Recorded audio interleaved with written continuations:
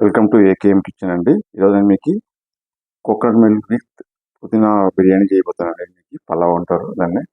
So దీనికి కావాల్సిన పదార్థాలు ఏంటని చూపిస్తాను. ఇక్కడ నేను బాస్మతి రైస్ 2.5 కప్ తీసుకోండి. నేను నార్మల్ రైస్ అంటే నార్మల్ రైస్ కూడా తీసుకొచ్చి బాగానే ఉంటుంది.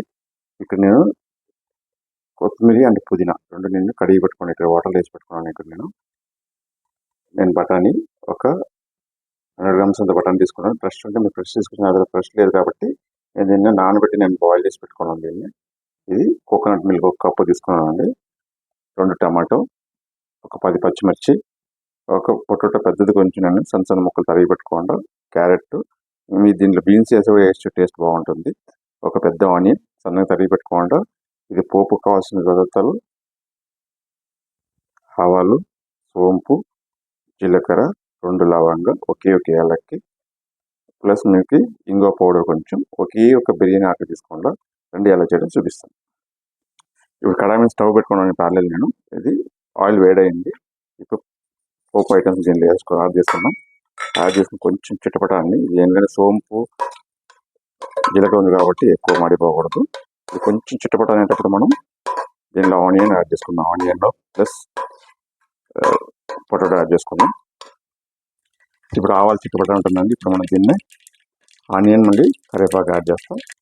ఇప్పుడు ఆనియన్ కొంచెం ట్రాన్స్పరెంట్ అయ్యిందండి. ట్రాన్స్పరెంట్ అయ్యేప్పటికి నేను ఇప్పుడు పొటాటో అండ్ క్యారెట్ యాడ్ చేస్తాను. మీకు అప్పుడు నేను లిస్ట్లో అల్లం వెల్లుల్లి పేస్ట్ మళ్ళీ సాల్ట్ నేను చూపించలేదు, ఎందుకంటే పేస్ట్కి ఎంత అంత యాడ్ చేసుకోండి మీరు. దానికైనా లిస్ట్ చూపించలేదు నేను అది. సో ఇప్పుడు నేను దీంట్లో క్యారెట్ ముక్కలు మళ్ళీ బంగాళదుంపలు 2 యాడ్ చేస్తాను దీంట్లో.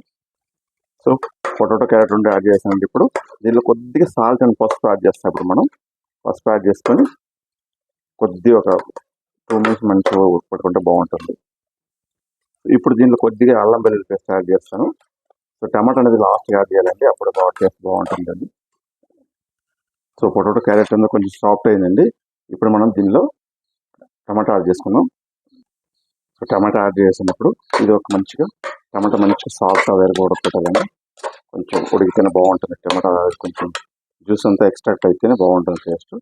ఇప్పుడు మీరు ఆయిల్లోనే పెట్టండి, పర్వాలేదు. ఆయిల్లో పెట్టి ఒక 2 మినిట్స్ మంచిగా టమాటా మగ్గించుకున్నాం. సో ఇది సాఫ్ట్ అవుతా ఉంది ఇప్పుడు. సో దీన్ని సాఫ్ట్ అయ్యేపటికి మనం ఇది ఒక కొత్తిమీర, పుదీనా అండ్ పచ్చిమిర్చి మనం మిక్సీ పెట్టుకోవాలండి. నేను మిక్సీ తీసుకుని యాడ్ చేసుకుంటాం దీనిలో. నేను ఇప్పుడు మిక్సీ బౌల్ తీసుకుంటా. దీంట్లో పచ్చిమిర్చి, కొత్తిమీర అన్నీ యాడ్ చేసుకుని దీన్ని మిక్సీ పట్టుకునేస్తాం. ఇప్పుడు పచ్చిమిర్చి, పుదీనా, కొత్తిమీర పేస్ట్ అయిపోయిందండి. దీన్ని యాడ్ చేసే ముందు మనం ఆల్రెడీ బాయిల్ చేసి పెట్టుకుంటే బఠానీ యాడ్ చేసుకుందాం. సో బఠానీ యాడ్ చేసాను నేను. మంచిగా మిక్స్ చేసుకోండి.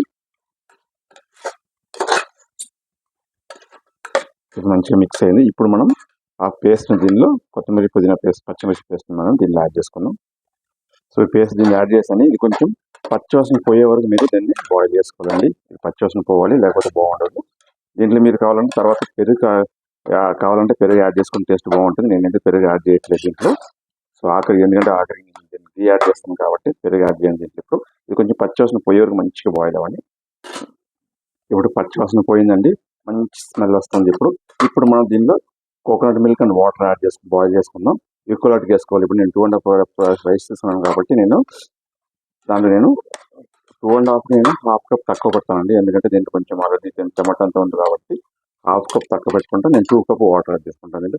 ఒక cup coconut milk, 1 cup water add చేసుకుంటాను. సో యాడ్ అయిపోయిందని ఇది కొంచెం బాయిల్ అవ్వాలి. బాయిల్ అయినప్పుడు మనం రైస్ యాడ్ చేసుకున్నాం. సో వాటర్ బాయిల్ అవుతుందండి. ఇప్పుడు మనం దీని స్టేజ్లో రైస్, లెమన్ యాడ్ చేసుకున్నాం. సాల్ట్ కూడా ఇప్పుడు మీకు టేస్ట్ సాల్ట్ చూసి ఇప్పుడు ఆఖరికి దీన్ని యాడ్ చేసుకుంటాం. మనం మూత పెట్టుకున్నాం దీన్ని.